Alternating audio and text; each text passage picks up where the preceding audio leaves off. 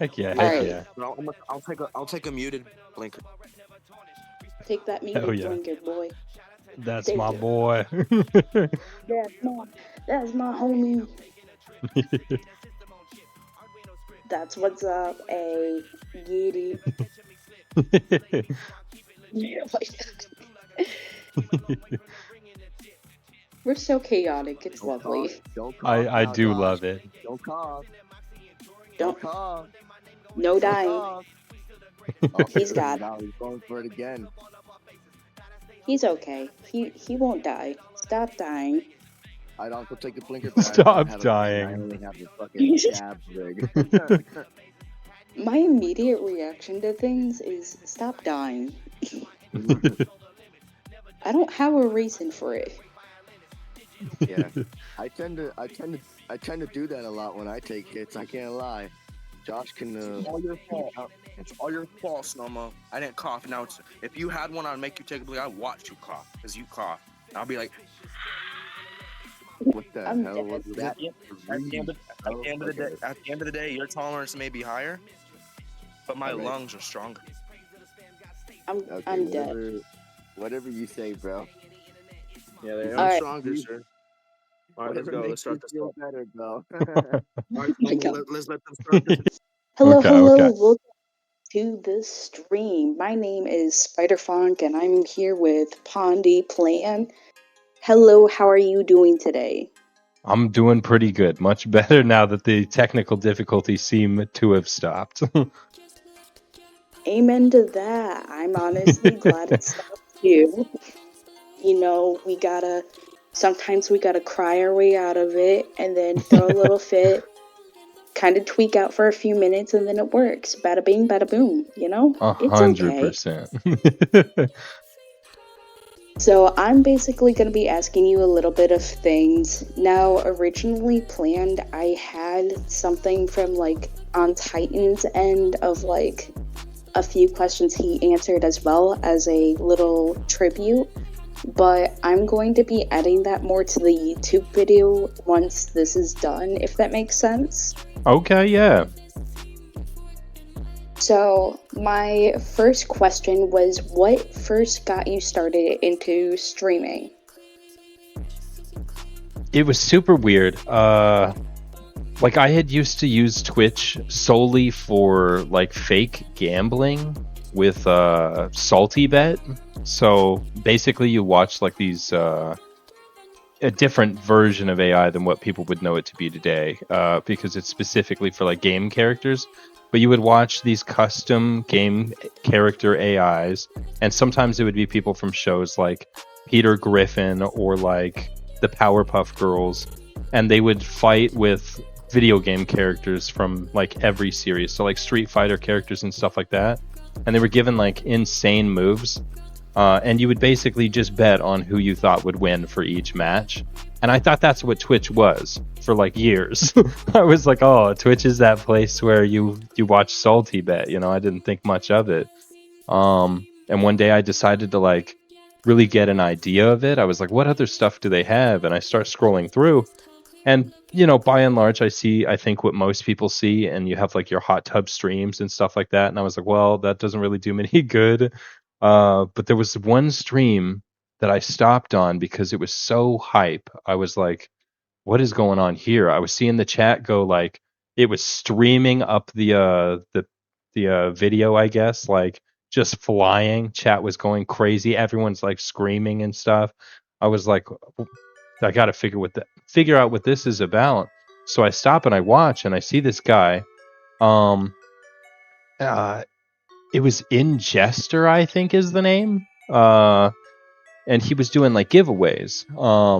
And there was one stream that I had watched, where he's like doing the giveaways, and everyone's so happy in the chat. But his like wife, I believe, or fiance at the time, comes to him, and she's like, "Oh, I went and I bought you dinner. Like I've got you like a cheeseburger."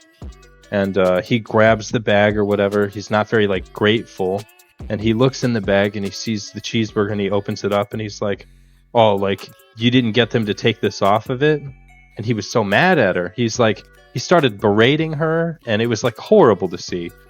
And I was like, I really like what he's doing. I think it's beautiful seeing like how happy everyone is and like the interactivity and like he's just kind of doing what he wants.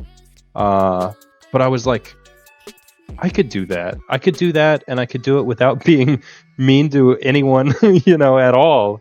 I was like, I just imagined it would be better to have something like that where you didn't have like the negative side of it. So No, that's honestly fair though. Like, especially if you went into that point of time where you're like seeing it for the first time and you're like, well, this is different. It's really cool, but I think I could, do something that's not going to involve being a jerk to people regarding Twitch outside of the gambling thing. I think that's really neat. A lot of like people I noticed when they're doing like online gambling or just gambling in general, it's a real like with the money thing, it's a real like issue, I would say, because you don't know which party's going to win, and then you just want to keep doing it. But at least it's safer that you're doing it when it comes to like not paying for it, because it's so easy to go broke on that. So, next question. Your character, your little guy is a frog, obviously. Wait, is it a frog? it is, yeah. Oh, yeah. So it is a frog. If you had to choose any other animal to, like, if a frog wasn't an option, what animal would you choose? That's a good question. I think I'd default back to how I identified before, like long ago on the internet, and I'd probably go with a rat instead. Just a lot about the character of a rat and the misconceptions that are had about it. Yeah, I can identify with a lot of that. Actually, really cool. And what made you decide to pick out the frog when it came to, like, your character of choice? This one's a little weird. Well, I guess for the Pondy thing, the whole story is a little weird. But essentially, I was out skating one night, like as hard as I could. It was like I was having a moment, to say the least. And it was basically about how I wasn't doing everything that I could in the moment to like live up to my potential. Like I have a very like strict and harsh view of my purpose, I guess. And that night I skated until I couldn't physically, so I was like laying on the side of the road, and I was thinking like in this moment, because I very much believe that every second you have, as long as you think the right thing and then do the right thing, you can do anything. It's just about finding the exact right combination of action and thought. So I was trying to figure out if I was just stuck there and I couldn't do anything else, how could I do the most good possible? And that's when I started to conceptualize like two little frogs sitting around a pond and staring at it and getting everyone excited for the pond. And this whole system of taking money from really large corporations essentially to give it back to people. And that's how the pond would continue to grow, is everyone that played the part and participated in amazement at the pond would be paid. So it was a reason for everyone to come around, and it was a way to bring all the frogs' lives up. And then when the big frogs came around to see what was so exciting about the pond, we would all essentially lie together to the big frogs about what was so cool about the pond. Or everyone would say their own unique perception of what was cool about the pond. So yeah, that's basically it. That was the concept, and I extrapolated that into a way that I could action it as a person. That's actually really interesting, and like I admire that it came out in a way that, you were at a certain point of lowness to where, when you were exhausted and you were like, what do I do? It kind of popped up like that. It didn't pop up like other ways. It popped up like that with the two frogs in the pond. 100%. And I'm grateful it did. But that's not to say that the time before wasn't like worse. There was obviously, I guess, a reason why I had come to this lowness. So you could say that Pondy is like, it's definitely healing for me. It's a part of like becoming who I want to be and escaping like the almost nihilist like point that I had been brought to, because I think a lot of people can recognize that life is hard, and it definitely had been for a very long time before that. But starting this has brought back like all of my excitement and joy, and like it's become like my greatest like portal to being social and really getting to know and enjoy people again. So I don't know. I'm grateful that it's going the way that it is. That's actually really cool. Thank you for answering that. While of we're course. here, I am going to mention the little segment. Take a break, because we're doing it. Alright, have you ever sat at your low drinking chocolate milk to the gallon, my friend? I absolutely have. Genuinely, to the point of sickness. I'm a big freak about chocolate milk, and a funny little thing is in my time in basic, chocolate milk, when you could get it, was like this insane commodity. So every time I could, I went pretty crazy. That was a great coping mechanism during my time in there. Alrighty. So obviously, chocolate milk's the shit. I'm not gonna deny it. I literally 100. sat there yesterday. I sat there yesterday drinking like a whole gallon of chocolate milk. I posted it on like my story or something. I was I don't seeing and remember. could only relate. Yeah, and that got me thinking. There's some moments where sometimes you need to feel a little bit more fancy, but don't want to put in too much that work. And sometimes you want to go off and you want to like go feel like you're that gambling man that's chasing the woman that don't exist.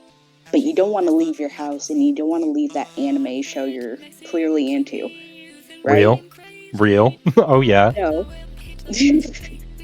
So, for obvious reasons, I had found a little recipe, and it's like basically this.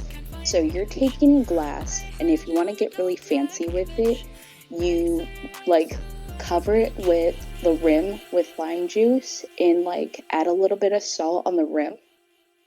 So like basically a margarita. You don't Already have to loving do it. that, obviously. Yes. And then you add 1/3 of Sprite. You add like a little bit of pineapple juice, and then you add a little bit of like cranberry. I forgot the Oh name of yeah. it. I think it was called like pineberry or something. But I honestly thought it was really cool, and there's some moments where yes, chocolate melts the shit. But sometimes you don't want to go blow up the toilet. Yeah. And you need something a little bit extra spicy, right? Oh So yeah. there I present the first mocktail of this like particular interview. Cashapp. Phenomenal. And it does sound so good. It was when you had said cranberry. That's what took me way out of here, because I'm all about cranberry. I love cranberry. Like I crap you not. It always like people get weird and they're like, well, cranberry tastes weird. No, it doesn't. You don't have refined taste. I'm saying it's crisp. It's got that little touch of bitter, but it's also like at the very end of it, it's that fresh fruit taste. I can't get over it. It's one of the best, and the health benefits to cranberry are crazy. For real though, like it confuses me how many people are like, because I've met quite a few people who are like, oh, I don't like it, and I don't get it. I don't understand. No, not But, even remotely. Not even remotely, but you know, to each their Oh, guess. of course, of If course. that makes sense. Oh yeah.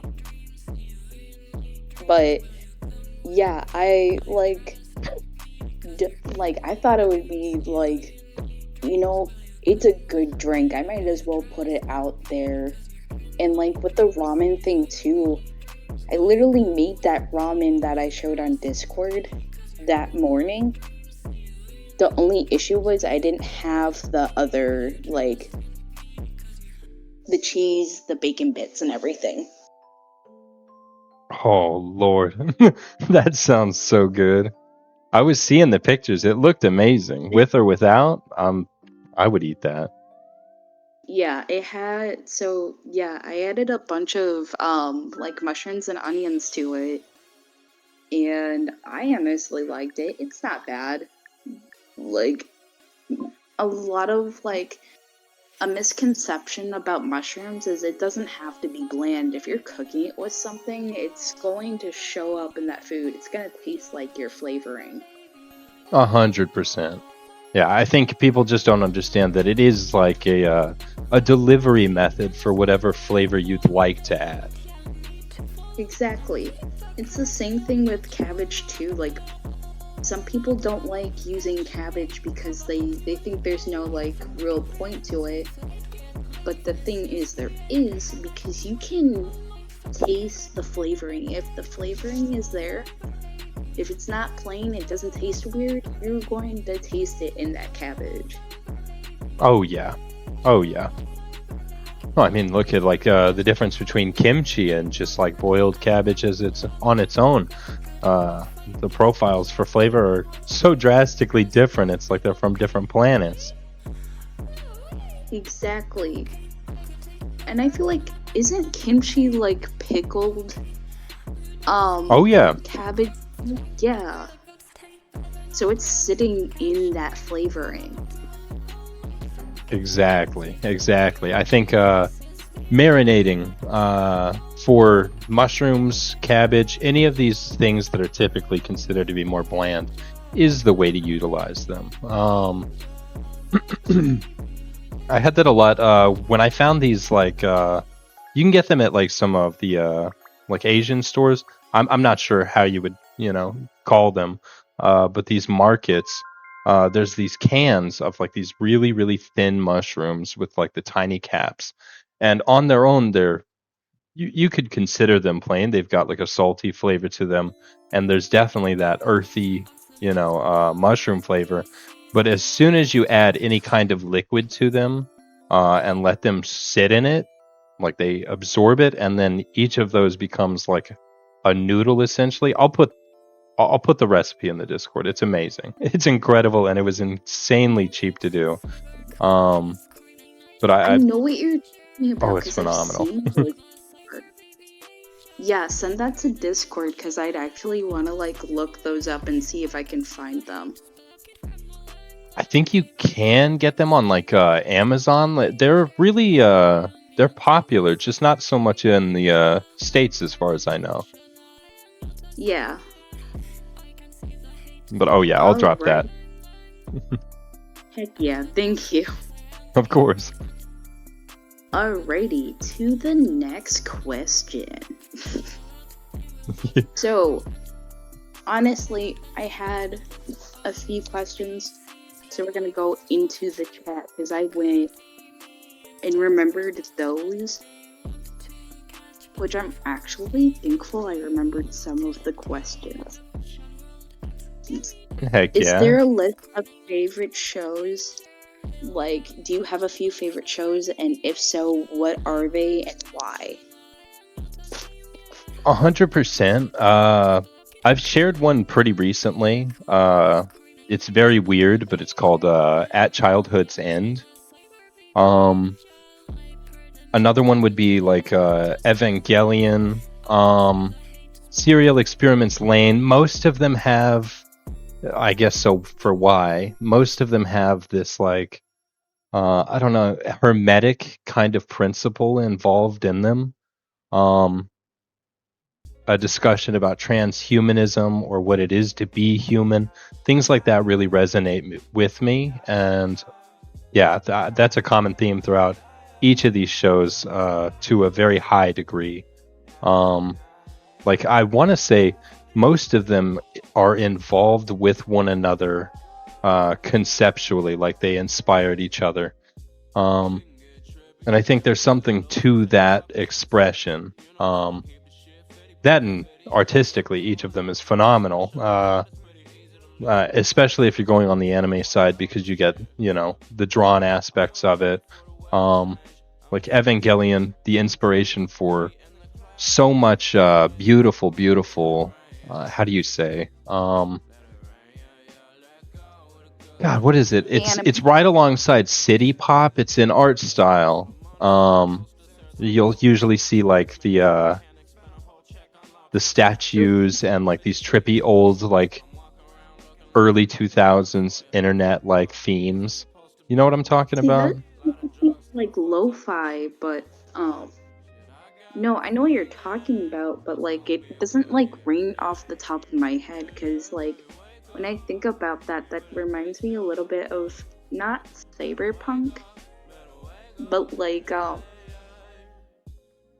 lo-fi almost type vibes.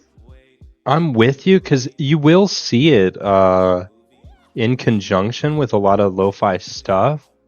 I'm trying to look it up right now, because there's an artist, Macintosh plus Vaporwave. There it is. Vaporwave is the art style. And for me, like seeing those older anime art styles with like the sunsets and this very specific color palette that we don't see anymore, it does it for me. Well, they don't do that anymore like they used to.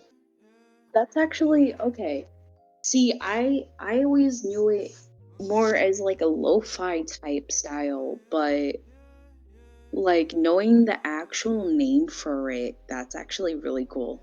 But what I was saying is Vaporwave, it carries a lot of the same like principles for art as liminal spaces and stuff. There is this very empty, dream-like nature to it that, I don't know, I just love more than anything else when it comes to art.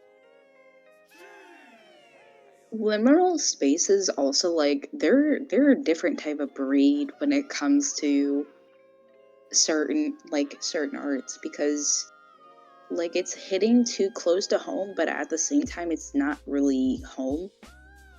If that makes sense. 100%. Yeah, it's like seeing a dream that you've had before, but a stranger gave it to you, Exactly. It is so off. Yeah. All right, so for the next question, I'm gonna open my phone, like turns off. I can hear you, but I have to like open my password to go look at the questions. We be loving. All right, so the next one is, if you could remember a quote of any kind that impacted you deeply, what would that quote be and why? That's a good question. Because there's a few that come to mind. There's one I can't remember the origins of, and I might be misremembering it as a quote. And yeah, I'm misremembering the exact way that it's stated, but it's essentially the idea that we live in a time where we have more assets and access and safety than any other time in history.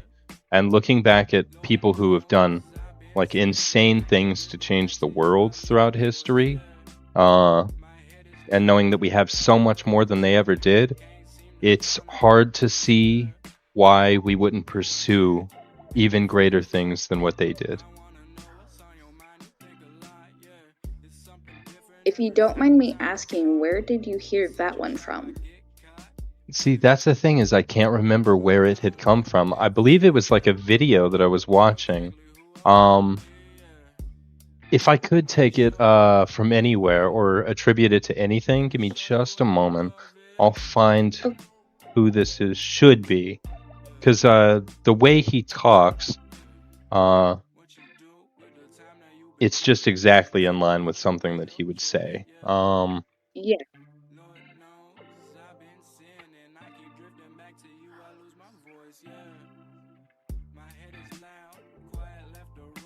Let me see.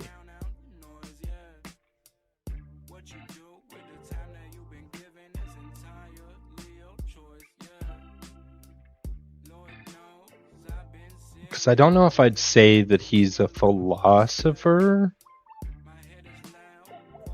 but he's definitely spreading a specific philosophy, if that makes sense.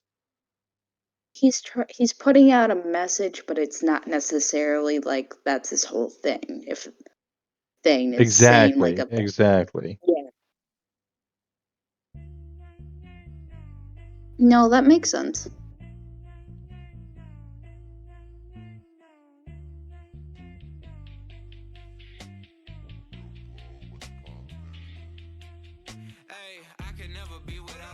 Sometimes I don't understand how the fuck I grow into this man. I feel like it's written in the sand. We're here and then we're gone in just a blink. You ain't getting nowhere rushing me. That's why I don't got no enemies. Put up walls, I must protect the peace. I'm really part of the mix now. Been blessed and there's more inbound. We chop hands, you touching the king's crown. Don't play. I gotta figure my shit out. Look, the man in the mirror. Trying to think, because it's not someone that most people would have ever heard about. There it is, Earl Nightingale. Ooh, okay. Oh, what a phenomenal individual. Like, I would say anyone that's struggling in life at all, or wants to try to find purpose, watch as much Earl Nightingale as you can. And really, genuinely, like, I'm not saying you have to believe everything that he says, but I would just say have an open mind. Oh, what a phenomenal individual. There's so much that they have to say about the way to view life and what can make a person happy.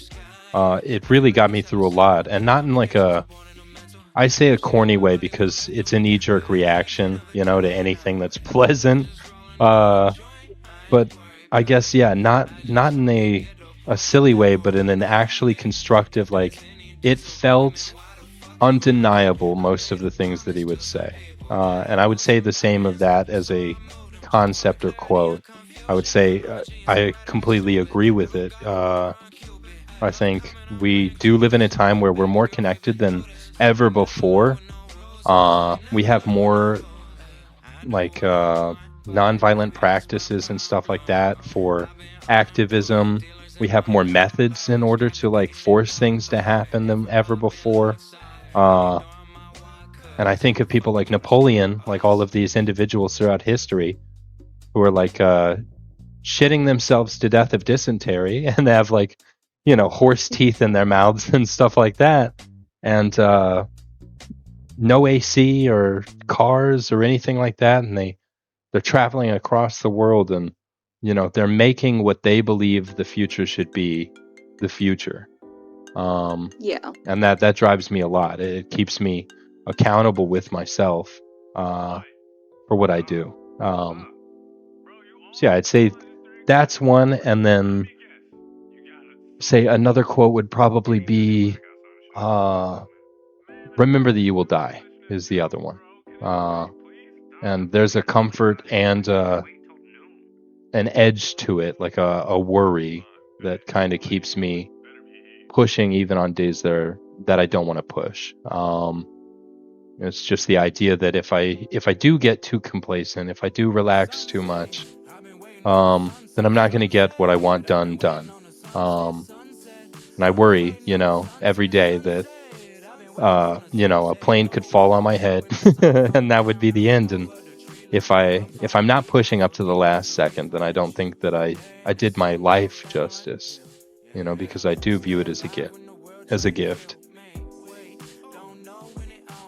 Yeah, and I mean, like, if you're living your life every day where you're seeing possibilities of you dying, where's the point of living with that? You're in a constant state of fear, and it doesn't let you live. Like, it'll get you in a chokehold. Like, we're going to agree. die whether we want to or not. It's just how we choose to react to it.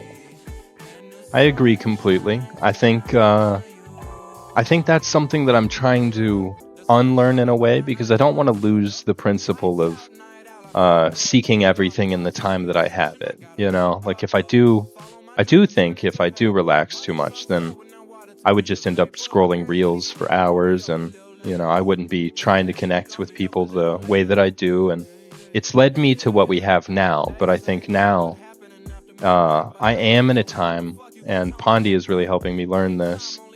Just like you're saying now, a perfect example, is discussing this kind of thing with people. I'm seeing that I do need to refocus and try to find, fun in the now. Like, just enjoy living life as the gift that I perceive it as. And I think when I start to really enjoy it the right way, like we have been on some of these days where we're all hanging out, I think at that point, success will just come either way. Like, we'll be able to reach more people either way. So I'm trying, but it's a hard thing to get out of survival mode. As you know, with how my life has been, it's a big unlearning process. Yeah, and like you've been in survival mode for a very long time. It's going to take so much effort into like getting out of that state. That doesn't mean that you're not like healing, because sometimes you'll have like setbacks, and sometimes you'll have like little, but overall you are growing, you are adjusting to the life you're building. And if Pondi helps you see that, then I think that's better than finding like other ways that would hold you back further from like doing what you want to do even in that state. Oh, 100%. And like, as an example, like the work you've done with Pondi and stuff so far is exactly like, it's a part of what's so healing. Is like, I've never been one to like rely on other people in this way. Like, I've always been like, if you want it done right, you got to do it yourself. This very like isolationist approach to everything that I do. And now that I am opening myself up to receiving help, and actually seeing that people are, reliable and really do care and will help, it's making getting out of that mode much easier, like exponentially easier than I think it would be if I didn't have this thing that I have faith in and got to see other people help contribute to. Yeah. Now, I have like another one as well. So, compared to where you were as I would say like a kid to where you are now, what would you want to tell that kid self? That's a good question.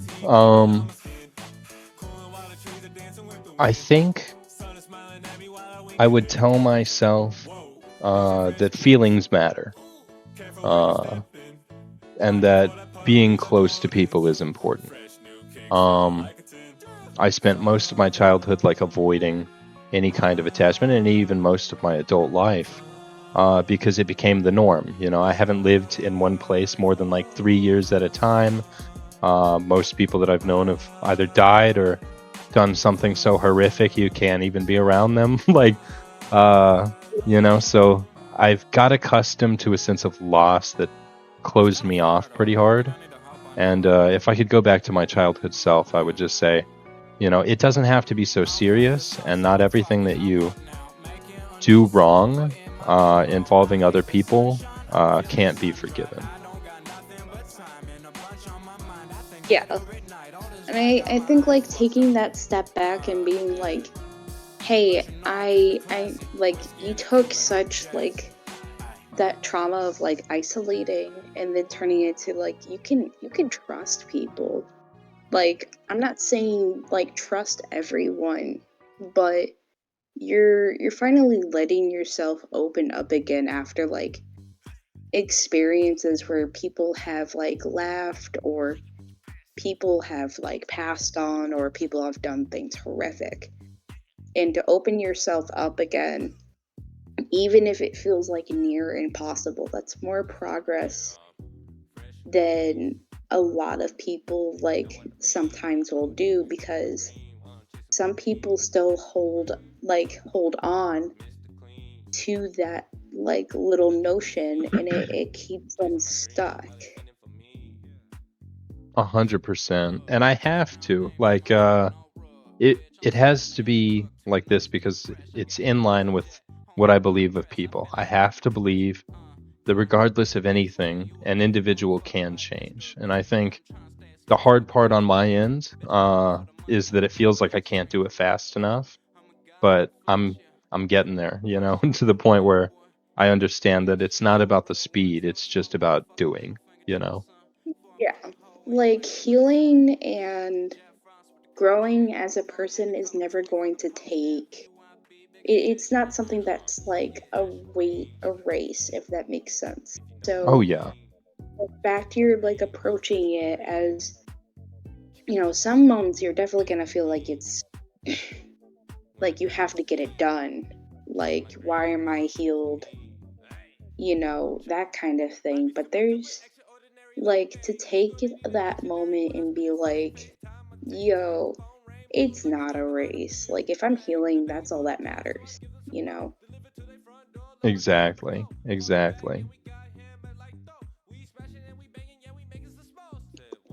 For the next one, meow, meow, meow. What is your favorite food and why? Favorite food's a good question. It's a tough one, but I'd say based on historical consumption, it's got to be the humble cheeseburger. Because anytime I do have that extra dollar to spend and I'm looking for something enjoyable, like a little treat, it always ends up being a cheeseburger every time. That's relatable though. And I'll say this. I think it was either yesterday or the day before I spent a few like extra of like what I had. So okay, I have EBT and there's a program where you can get hot foods. So like McDonald's, right? I Oh yeah. spent it on each, like I had extra cheese on my Big Mac, and I don't know why, Oh, let's but I was go. like, wow, that tastes very good. Oh yeah. No, that'll send me. I do almost always get extra cheese. Yes. And like I grew up in Illinois, right? So like actively there's a place called Portillo's, and it's like you're taking a walk, or like technically a step, into a diner that's set in the 1930s or like the 1950s, around that era. Oh, that's And phenomenal. it's amazing. And they have these large burgers with like fries. These fries usually come with like a side of cheese sauce, and you can ask for as many cheese sauces as you want. Oh, no way. How is that legal? That's my question. I grew up going there, and like I would go there with my grandma Lee, and it'd be like, okay, I'm paying, and then I'd have like 3 of the cheese sauces and Oh like a yeah. regular meal. Everything's dumped with cheese. Nothing's surviving. No, that's so relatable. Uh, to that point, like to relate, I guess. I don't know about in the States right now, but out here in Italy, uh, Burger King is doing this like double cheese kind of thing, and for some reason, everything has like liquid cheese added to it. The cheeseburgers have the liquid cheese, the fries now have the liquid cheese, and you can get the cups of liquid cheese. And it might cost more, but it certainly hasn't stopped me from ending up with like 10 plus liquid cheeses per order. So I can definitely feel that. Nothing survives. Yeah. Oh man, that just makes me want to go to Italy more now. If you like food like that, as far as I've seen for fast food, they've got something about cheese. 100% Yura, I see you in the chat. Taco Bell nacho fries. Listen, it was my first Ooh. thought when she mentioned fries with the cheese. Okay, Taco Bell cheese with the like nacho fries, love that. Oh like yeah. that thing, like I wouldn't naturally like go change. Like that's a very good tasting thing. No, it's phenomenal. I still can't believe that it was temporary at first. I don't know it about now, because now I've seen it for years, so I'm very happy. But I'm always worried that they're going to lose their minds and take it off the menu. Because if I'm going there, that's like one of the only things I'm going to want. Like, I'm very particular. Yeah. Oh, but I was saying, sorry. Europe, all of it with the fast food has some kind of integration of cheese in like a liquidy way, as far as I've seen so far. And it's been one of the best parts. One of the best parts for sure. Yes. Alright, so as another question, what is something that you look forward to regarding your progress with the, Pondy plan, the pond in general? Like, what is something you look forward to in regards of its progress from like where you are now to the end of 2026? That's a good question, because we have a lot of time, and it really depends on, like, I guess, action. If it was an ideal circumstance, then the biggest thing that I'd love to see is like a boost big enough to where we get monetized, to where the giveaways can just always be happening. It's the joy, and I can't express this enough. There's a phrase like, it's better to give than to get. And I know nothing to be more true than this. Like, it makes me so incredibly happy to be able to help other people. And seeing this like Pondy machine kind of work that way, and like as soon as that is happening and everything is like just rolling, I know that what we are doing will change things so much that I can really genuinely and truly relax. Like, at that point, I've done my part, because even if something does happen to me, God forbid, then at least everyone who's been involved with us could go and do the same thing and understand in their heart that it will work. Exactly. Like, you're living on a legacy that even if you, in a way, go away, if something happens, it's going to keep going, especially like with the right people. And Exactly. I think that like building your community now versus like how it probably would have been if things were a little bit different, I think the progress, it can take a little bit, but there's a very good upscale of like progress that's being made. Oh, 100%. And I forget it sometimes, just because, having done this before, like, I have too much, comparison is the thief of joy. So like when I did it before, I was like, it was a month period and we were at thousands of people, and it was that craziness. But this, I feel, because it is so personal, because everyone is, becoming like actual friends and getting to see and interact like we are, I think it's worth the wait, So I'm trying to keep my mind focused on that and not just what happened in the past. It's that, like we were just saying, learning to be present and just enjoy things. So I agree. We're doing phenomenal. Yeah. So I have 2 remaining questions. Would you like the silly one first or the serious one first? Let's go serious. So we end on the silly. Okay. If you could go and explain to anyone regarding hey chat, this is Pondy speaking. I'd like to let you know, and then insert regarding your boundaries when it comes to Twitch and your group as a whole, what would you want to add? I'd have to have you expand on it a little bit. What are you referring to, as an example? So, no bigotry, for example. Hey, we don't stand on this type of behavior when it comes to yeah. Okay, then I would have 2. There's 2 that I would like to specifically express, and I think with these 2, everything is easier. For one, the way that I view Pondy, it is, for lack of a better phrase, a safe space. Pondy is not supposed to be like the rest of the internet. It's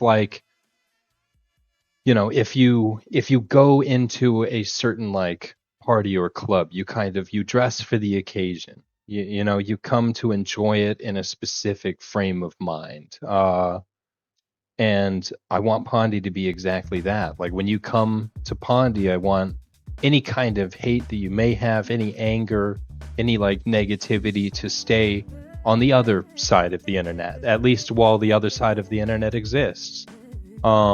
Because I think Pondy being used that way is one of the best ways to heal people. It has been, for me. I'm every time that I come to this space, everyone's so phenomenal, and it's not I don't know, it's not like the rest of the internet. If you go outside of it just a little bit, you can see exactly those things you were saying. There is the bigotry, there is the hate, and at least while people are enjoying themselves in Pondy, I want all of that left on the outside. And I guess the other thing is, in order to facilitate that, because misunderstandings do happen, we've had them, communicationally, even in this space. The biggest thing that I would put is that I hope that everyone would assume that the other person has nothing but the best intentions for them, as if they were themselves. Imagine that all of your neighbors and your friends are utilizing the golden rule, and so when you do think that they think something bad, or they're saying something bad, the first inclination is to ask them, or to get it expressed all the way out, so that you can avoid the misunderstanding, Yeah, communicate it first before you go jumping to conclusions, basically. Exactly. And even I think it's something that has to be practiced for sure. Even I have issues with this. I'll assume the worst. Not that someone is saying the worst, but I'll worry that, I've made a mistake in a way that's too much or whatever. And I know some of our people know exactly what that feels like. We tend to, as people, reject ourselves before anyone else has the chance to. Exactly, and it can really make you feel like an outsider too, especially if you're immediately jumping to that when it could be something completely different. 100%. So those are the 2 basic concepts that I or boundaries that I would put. Is I would say, if you're coming to Pondy, leave the rest at the door. Bring your best self. I'm trying my best to bring my best self, because I'm not saying, outside of this, I'm not in ways opinionated, and I'm working on making sure that this becomes the whole of me. So as time goes on and I become more accustomed to this space and viewing people this way, it's helping me to not fall into like the pitfalls of division that exist outside of this space. Exactly. Thank you for explaining that to the chat and the stream and everyone, including me. Oh, heck yeah. I love y'all. Alrighty, for the last question. Ready? Oh, yeah. Alright. I'm gonna pretend to drum roll. Hold on. Heck yeah. Alright, if you could go back at any time, what would you go back to, like, time period wise? That's an interesting question, because I have been thinking about it lately. Like,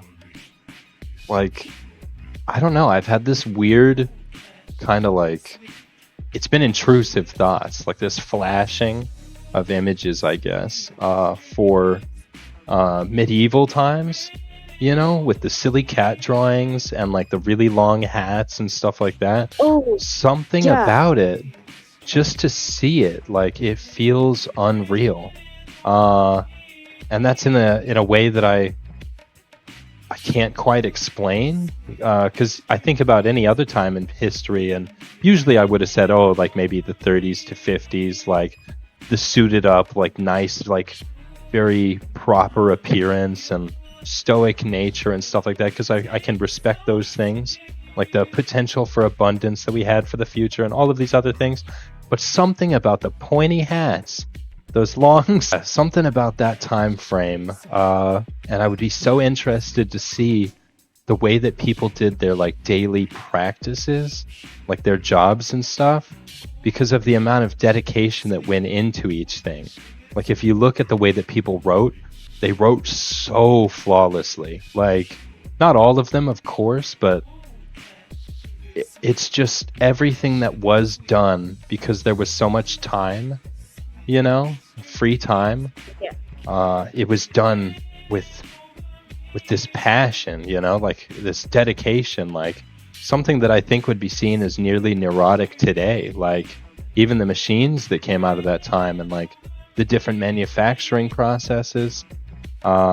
It's something that I would love to see firsthand. That's actually really, like, I'm obsessed with the cats. I'm sorry. The cats are amazing. How they're made just gets me every time. I know.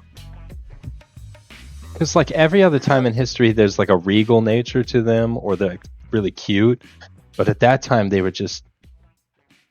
can I say that? They were just fuck-ass things with fur. They were just so goofy. This reminds me of like how a goblin would probably see it if they were in D&D or something. 100%. 1,000,000%. Yes. Which I can totally get behind. Exactly.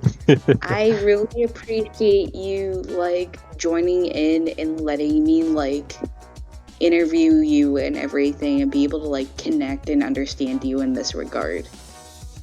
It's an absolute pleasure. Like I'm very grateful that you've taken the time to, ask and try to figure everything out. Because for me, and I think for everyone else, this is a great opportunity for what we do, and I guess personally myself to be known. Because I don't know how to express it in a concise manner. And you've seen, it could take a really long time for me to get anything out because I have so many thoughts about it. So this was, I hope we do these things more often, because it was such a perfect way to kind of narrow my focus and really get my point across. Hello. This is after editing and streaming Spider Parent, aka SpiderPhonk. So obviously I had a really fun time doing this. I'm not going to pretend like it wasn't the shit, because it was.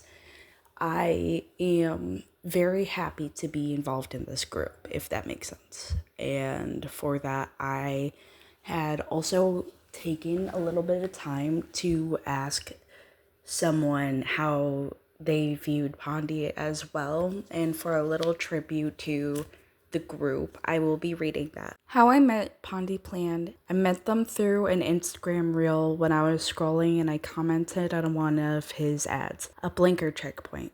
He reached out to me, I reached out to him, we started communicating, and then we became friends. And then me and him had an idea. You know what? We should make a Discord so we can add more people and we can make it a whole community. And that's what we did. And it was worth it. My first view coming in, when I came in, was a lot different. I thought, well, it's probably going to be small, but I'm going to enjoy it. I'm going to be happy as I can add people into it. It's going to be fun. And it ended up growing a lot faster than I expected, and a lot ended up making more friends. Overall, I am very happy that I met everyone in the group. You, Pondy, Kiara, everyone. That was from one of the members in the group. And honestly, I think that's very beautiful. You know, sometimes we need to be shown a little bit of kindness in our lives.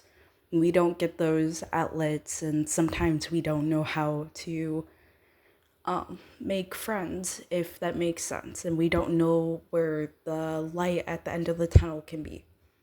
With Pondy Plan, it can be that way. It can be that light. That's our goal. We want to make people feel welcomed. This is a safe space. So, as per usual, I'm going to be putting all the links down to Pondy Plan on the description, as well as the Discord link.